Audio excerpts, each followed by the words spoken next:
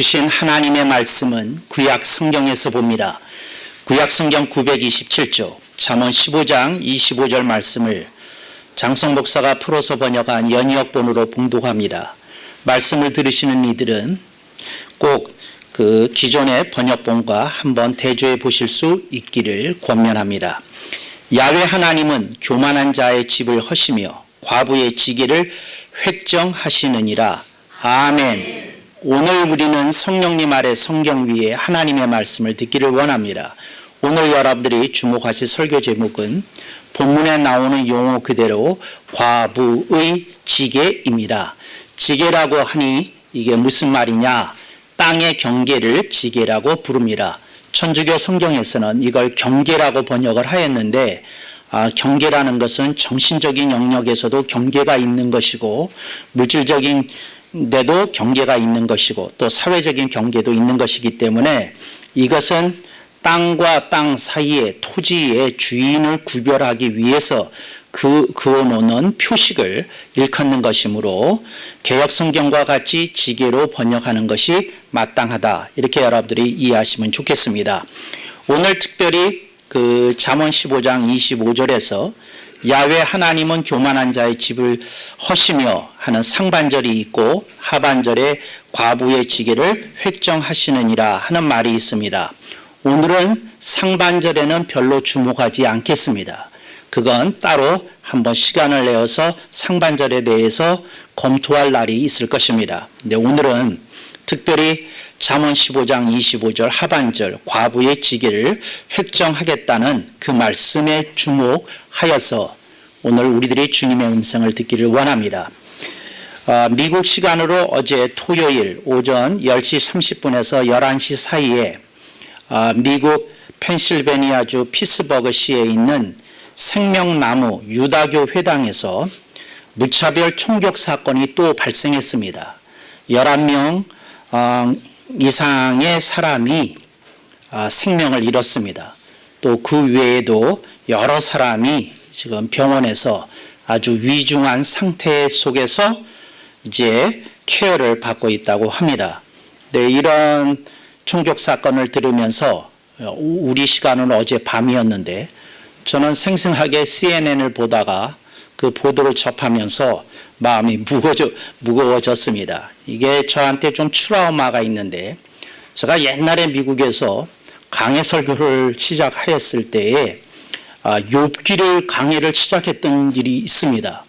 근데 그때 마음에 두려움이 있었는데 그래도 뭐 주님이 지켜주시겠지 하고 이렇게 그 욥기 강해를 이렇게 시작했던 일이 있습니다. 그런데 그 욥기 강해를 하면 할수록 우리 교우들에게 안 좋고 힘들고 괴로운 일이 막 이렇게 벌어지는 겁니다.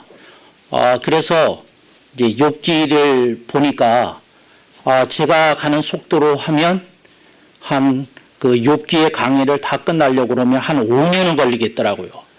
근데 우리 교우들이 5년 동안 이걸 견뎌야 된다고 생각을 하니까 제가 정말 마음에 큰 부담이 내려져서 결국 3달 만에 욥기 강의를 중단했던 경험이 있습니다. 욥기가 이제 처음에는 고난이 오다가 이제 나중에 이렇게 극복하게 되고 하나님의 더 큰 은총을 입게 된다는 말씀이지만 그때까지 어떻게 기다리냐 이런 생각이 있었습니다.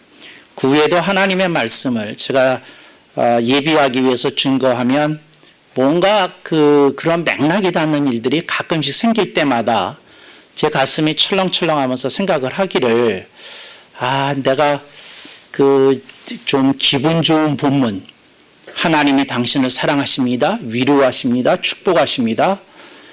뭐 강하고 담대하십시오. 뭐 이런 설교나 해야 되는 건 아닌가.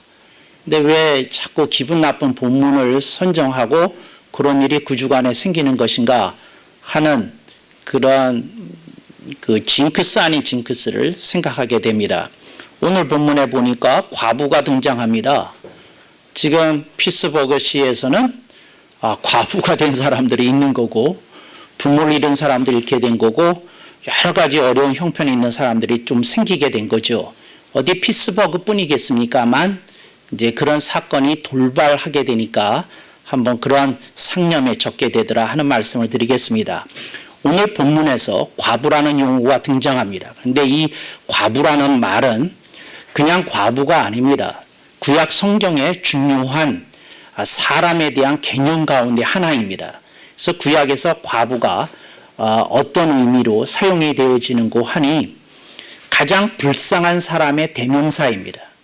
그러니까 성경은 고아에 대해서도 얘기를 하고 또 과부에 대해서도 얘기를 합니다. 그런데 이 과부, 이렇게 불쌍한 사람이라는 거죠. 조금 여성으로서 가정의 행복을 좀 더 오래 누려도 되겠는데 남편이 죽었다는 겁니다.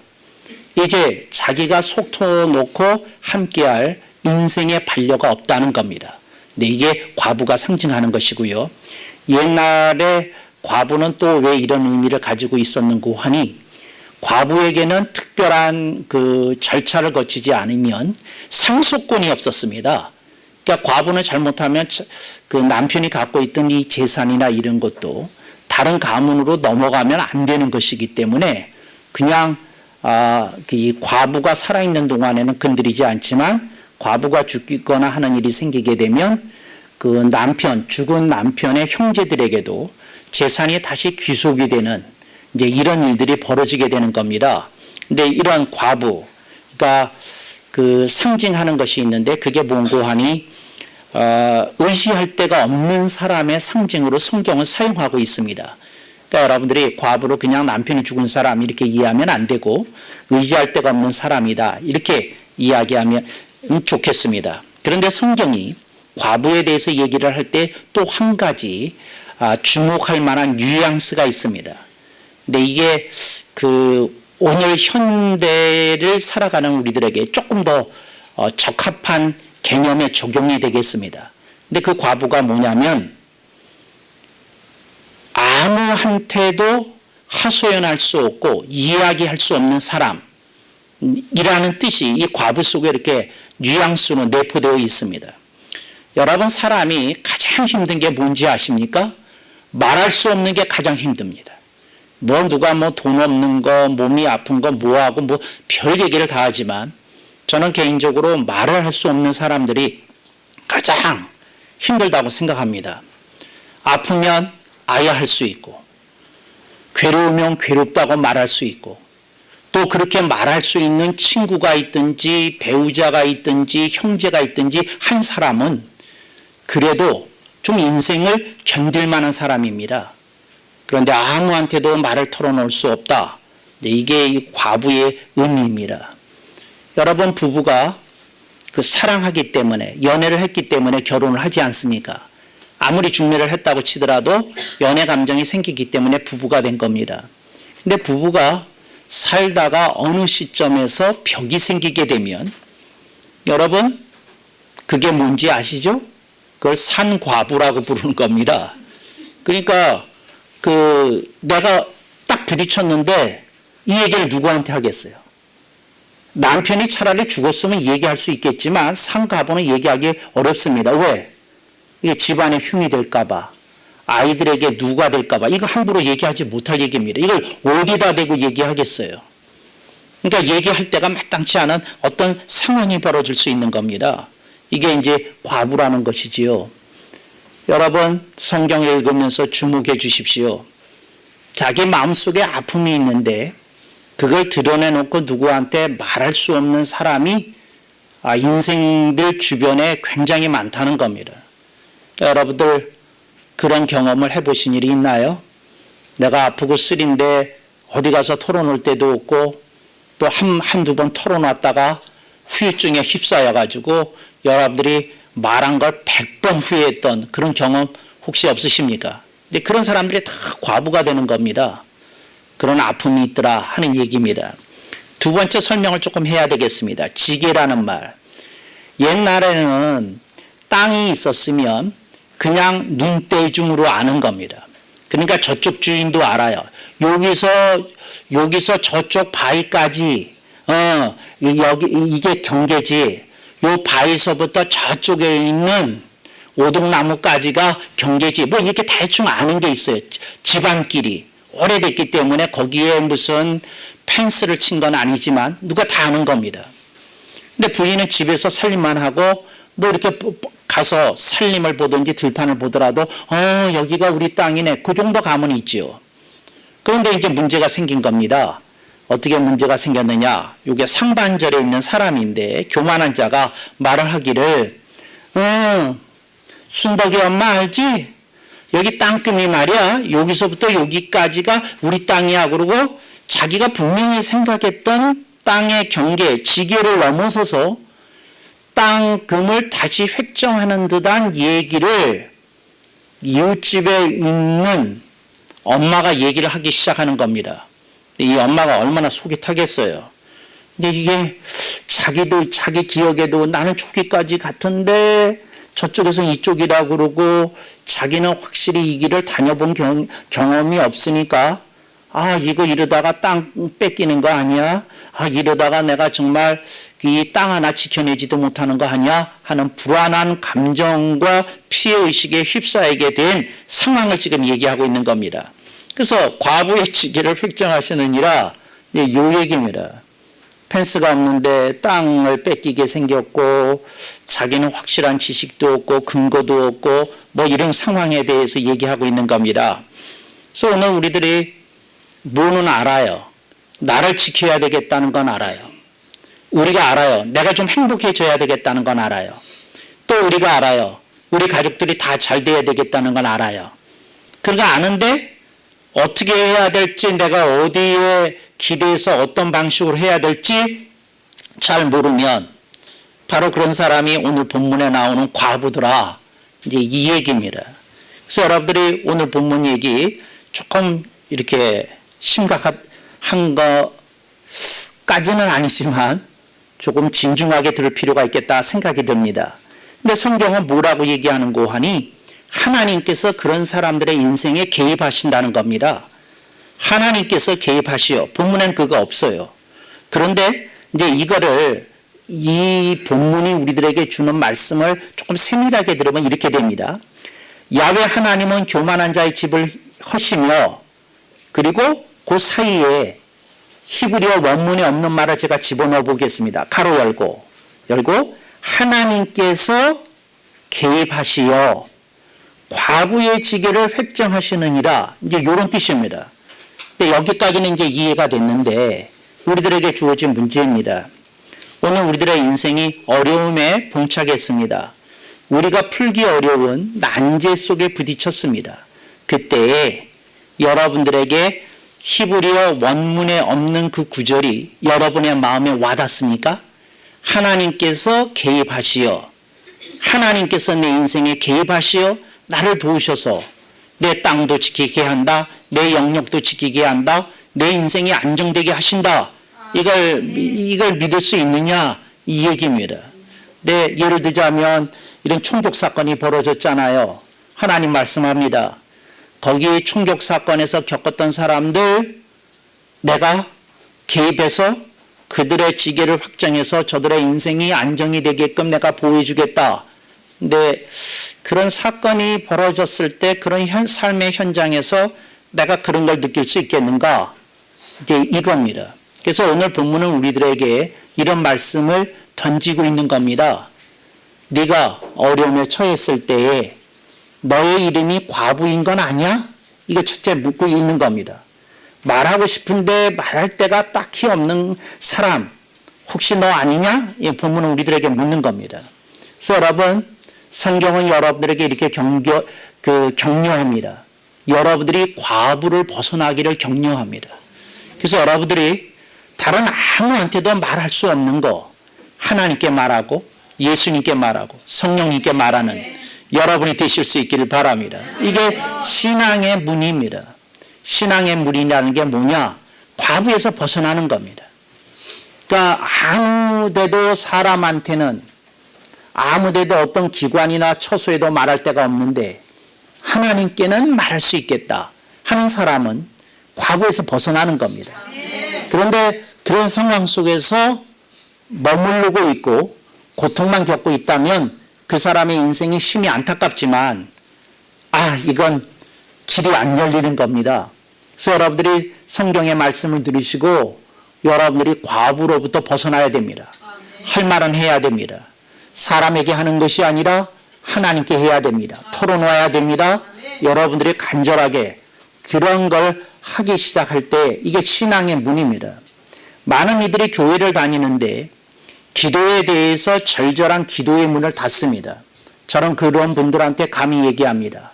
당신에게는 신앙의 문이 아직 제대로 열리지 않은 겁니다. 이렇게 말씀드릴 수 있겠습니다. 그래서 여러분, 사람에게 어려움이 온다는 것이 반드시 나쁜 일이 아닙니다. 왜 그럴까요? 그 사람에게 신앙의 문이 이제 열릴 수 있는 계기가 되고 기회가 될 수 있기 때문에 그렇습니다.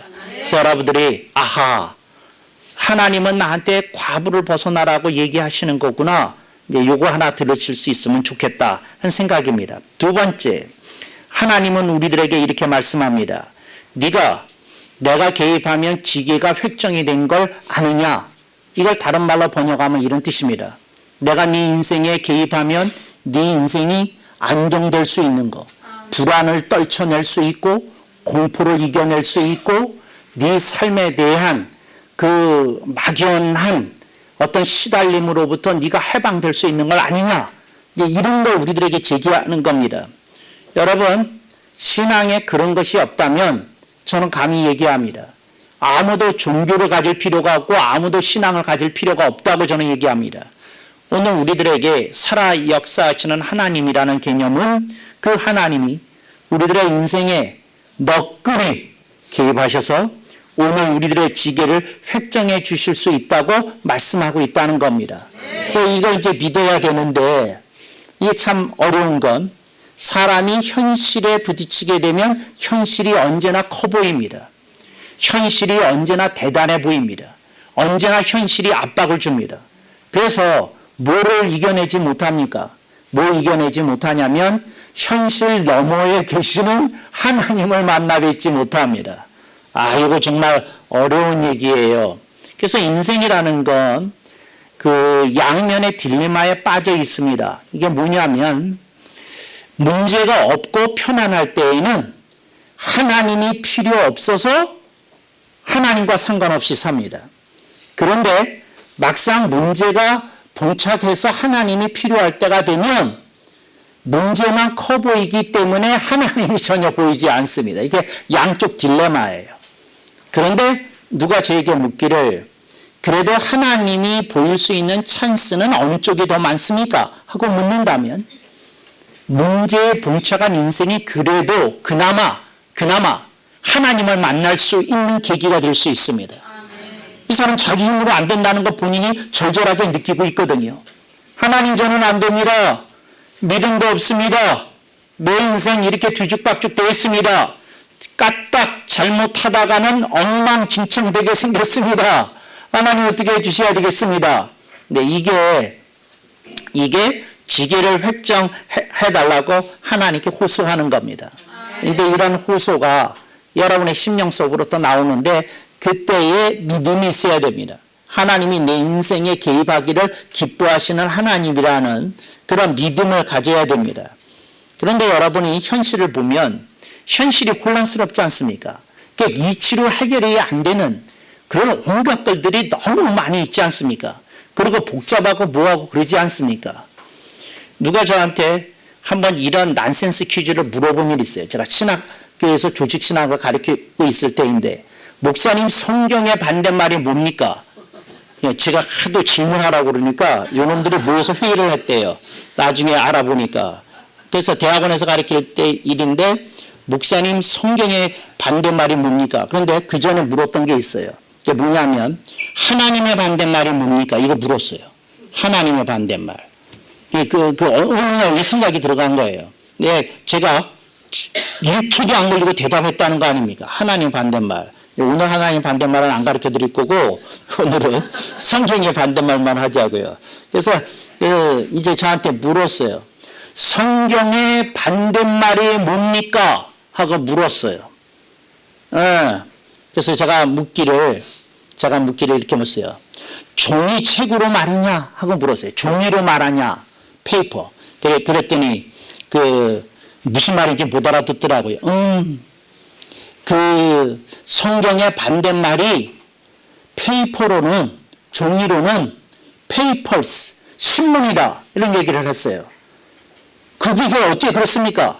성경을 보면 하나님의 역사심을 볼 수 있다. 그런데 신문을 보면 하나님과 전혀 상관없이 움직이는 세상을 만나볼 수 있다. 여러분, 신문을 보고서 믿음이 생길 수 있는 길이 거의 없어요. 아니, 예를 들자면 여러분이 신문을 봤는데 묻지마 살인이 어젯밤에 있었대. 말 됩니까?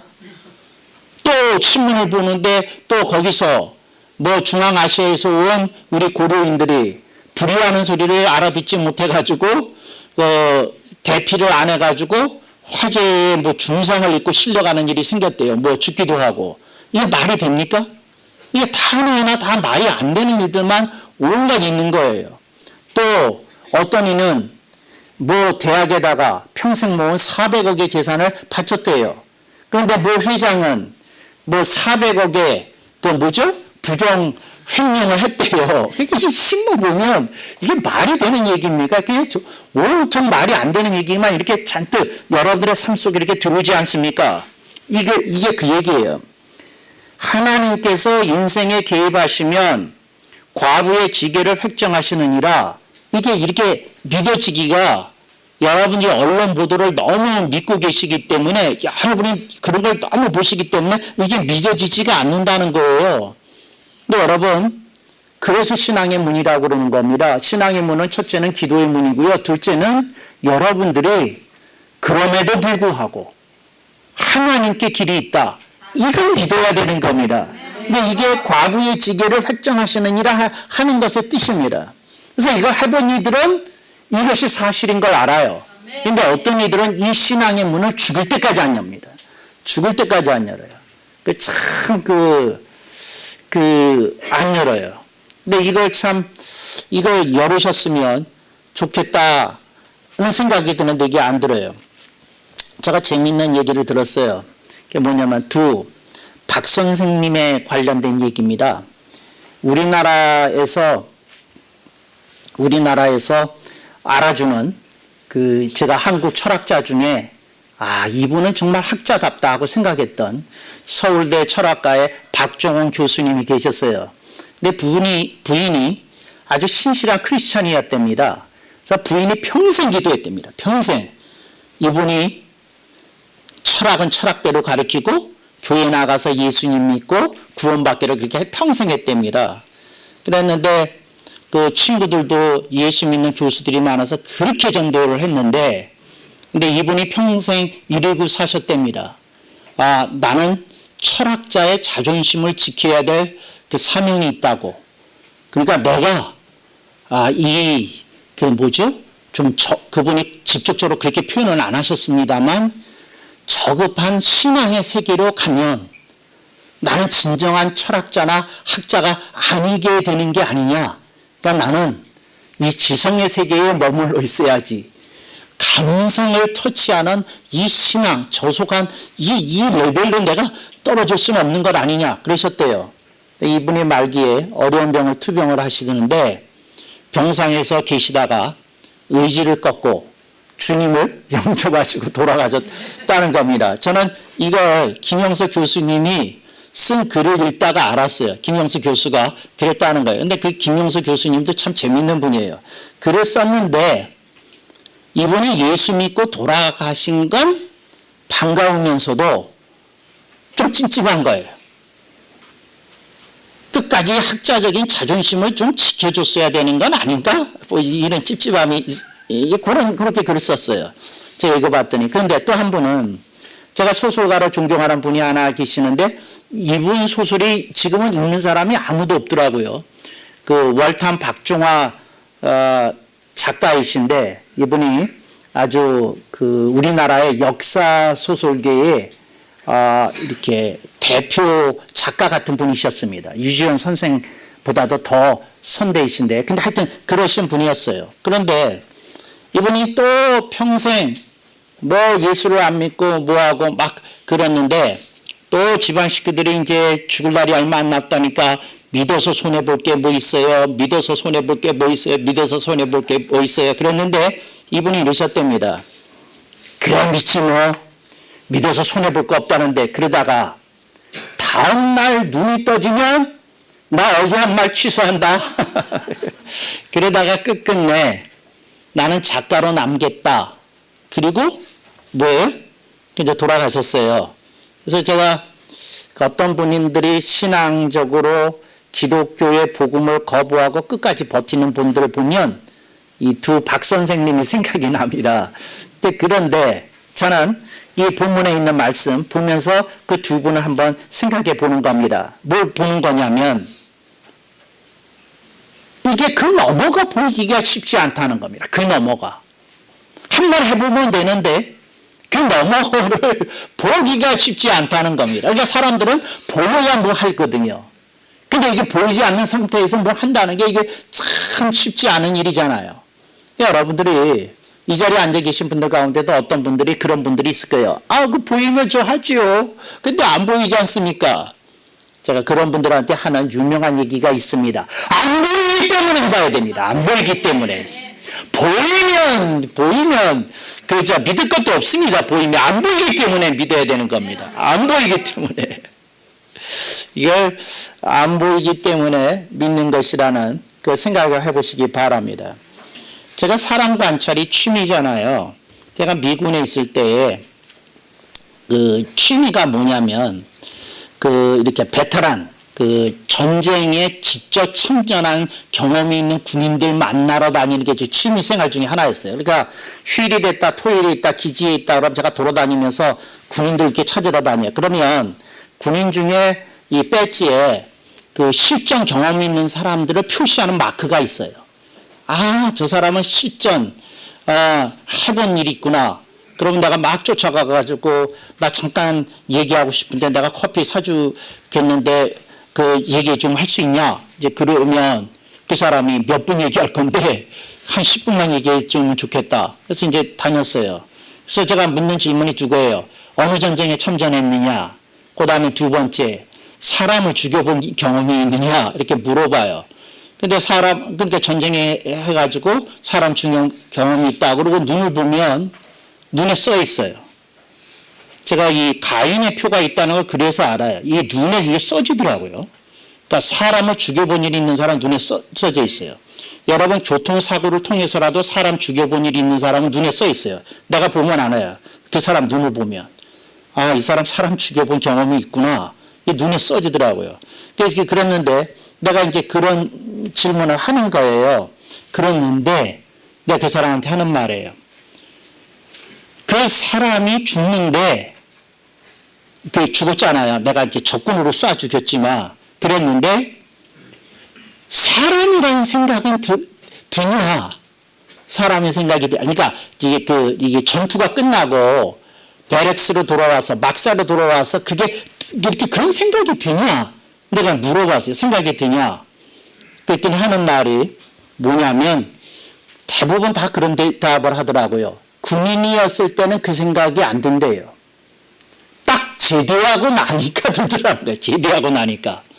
내가 사람을 많이 죽였구나 하는 생각이 든다는 거예요. 그래서 잘못 이루기가 참 어렵대요.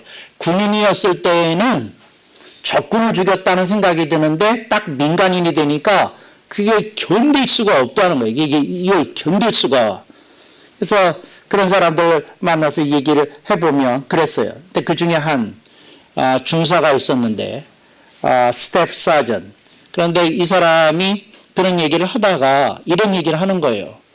뭐라고 얘기를 하냐면 내가 내 친구들을 보니까 이 제대한 후가 걱정이 되더라고.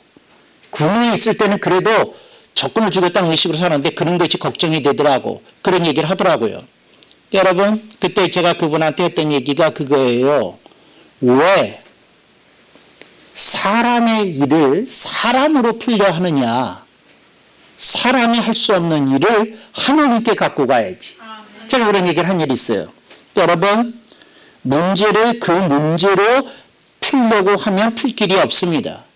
여러분이 부딪히고 있는 모든 문제를 하나님께 갖고 갈 때 하나님께서 그 문제를 받아주시고 여러분의 존재조차도 품에 안아주시고 하나님이 해결해 주신다는 겁니다.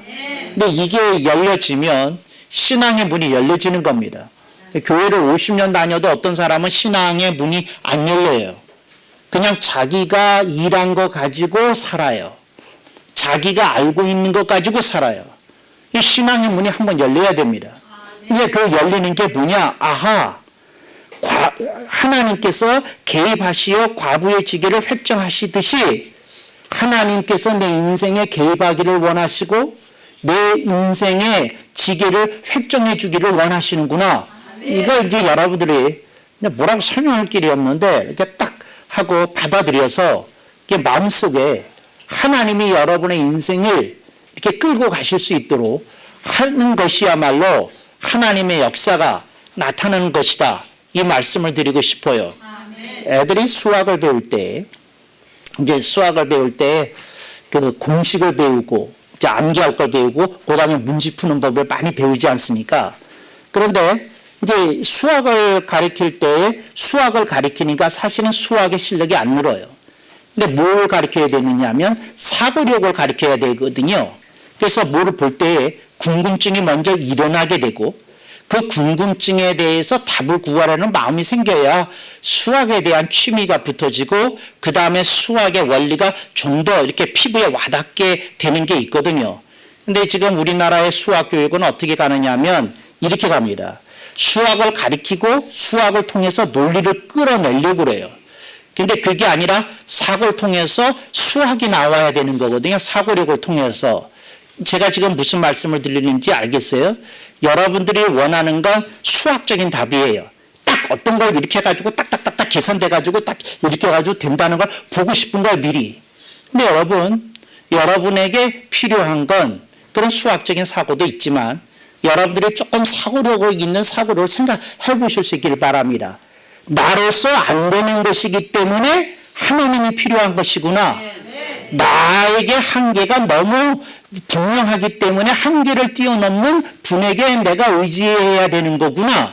이런 생각이 좀 들어야 되는데 자꾸 그 수학적인 생각 속에 내가 봐서 안 되는 건 안 되는 거야. 머물러 들어가는 거죠.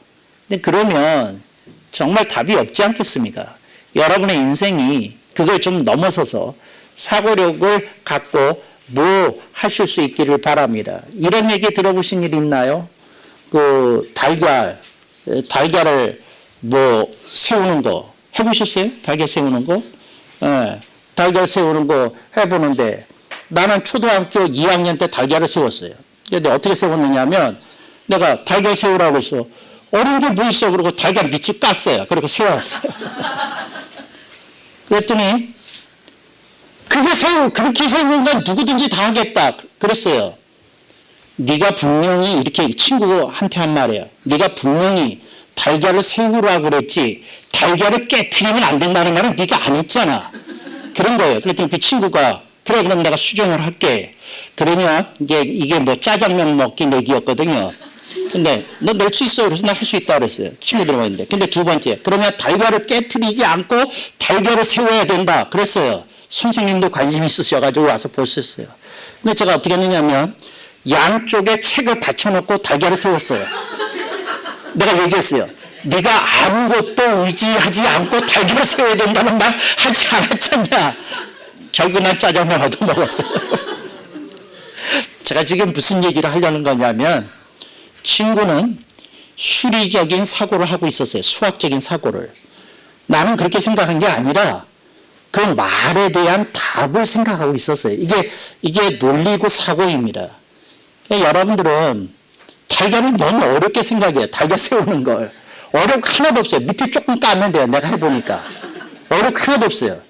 뭐 어려운 거 하나도 없어요. 옆에 그 책 받쳐놓고 중간에 세우면 돼. 어려운 거 하나도 없어. 그냥 교과서 두 권이면 되더라고. 내가 해보니까. 어려운 거 하나도 없어요.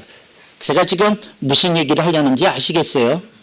여러분들이 여러분 사고에 사로잡혀 있기 때문에 여러분의 인생의 그 어떤 껍질을 깨지 못한다. 그 말씀을 드리고 있는 중입니다. 여러분들이 신앙이라는 건 나의 한계를 겸손히 인정하고 하나님, 제가 할 수 있는 게 여기까지입니다. 그러나 나에게 좋은 좋은 주님을 주신 하나님께서 내 인생에 개입하시면 오늘 본문 말씀처럼 과부의 지게가 획정됨을 믿습니다. 아멘 억만번. 그렇게 말씀하시는 여러분이 되시기를 축원합니다. 아멘 억만번.